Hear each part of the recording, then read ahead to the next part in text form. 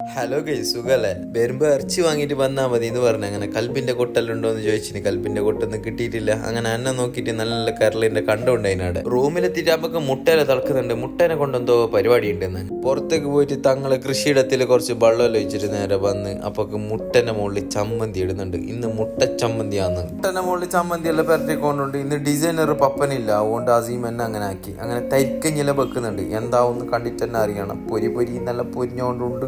തരിക്കഞ്ഞിന്റെ മുകളിലേക്ക് കുറച്ച് കൊരട്ടി മുന്തിരിയെല്ലാം ഇട്ട് മുട്ടച്ചമ്മന്തി എണ്ണയിലേക്ക് ഇട്ടോണ്ടുണ്ട്. ഇതെല്ലാം പെരക്കുണ്ടെങ്കിൽ എല്ലാം ഉമ്മമാരും പൊങ്ങന്മാരും എല്ലാം ആക്കും. ഈടെ ഉണ്ടാകുമ്പോൾ നമ്മ എന്നാക്കണം എന്നെങ്കിൽ നമുക്ക് തിന്നാൻ കഴിയും. അതുകൊണ്ട് ഈടെ വന്നതിനെ കൊണ്ട് എന്തായി വെക്കാനും തിന്നാനെല്ലാം പഠിച്ച് നല്ല വാങ്ങില്ല. ഇനി ഏടെ പോയിനെങ്കിൽ എന്തായാലും പട്ടിണി അടക്കില്ല. ഉണ്ടാക്കിയിട്ട് തിന്നാനെല്ലാം മനസ്സുണ്ട്, അത് കയ്യും ചെയ്യും. എല്ലാവരും പട്ടത്തിലിരുന്നിട്ട് തിന്നുകൊണ്ടുണ്ട്. തരിക്കഞ്ഞിയാണെങ്കിൽ കുറച്ച് ടൈറ്റായി ഇങ്ങനെ കയ്യിൽ നിന്ന് പോയിട്ടുണ്ട്. ഇപ്പോഴും നല്ല പാങ്ങിൽ തന്നെ ആണെന്നില്ലല്ലോ, ഇടക്കിടക്ക് കൊളാവും. പക്ഷെ തിന്നാന് പാങ്ങുണ്ടായിട്ടാ, അത് വേറെ. ക്രിക്കറ്റ് കളിയെല്ലാം കണ്ടുകൊണ്ടുണ്ട് എല്ലാവരും. അങ്ങനെ കുറച്ച് കഴിയുമ്പോ തന്നെ നല്ല നെയ്ച്ചോറും ഇറച്ചിക്കറിയും ആയിന്. നല്ല ഇറച്ചിക്കറിയും നെയ്ച്ചോറും അതിന്റെ കൂടെ നല്ല കച്ചമ്പറും. ഓ, അത് കൂട്ടിട്ട് തിന്നുമ്പോണ്ടല്ലോ മോനെ. ഓ, ആ ചൂടോട് തിന്നണം, എന്നെങ്കിൽ അതിന്റെ ആ ഒരു മജ കിട്ടുന്നില്ല. അതെല്ലാം തിന്നിട്ട് നല്ലൊരു സോഡ സർബത്തും കുടിച്ചിട്ട് നമ്മൾ ഇറങ്ങി. അപ്പൊ ഓക്കെ, ബൈ.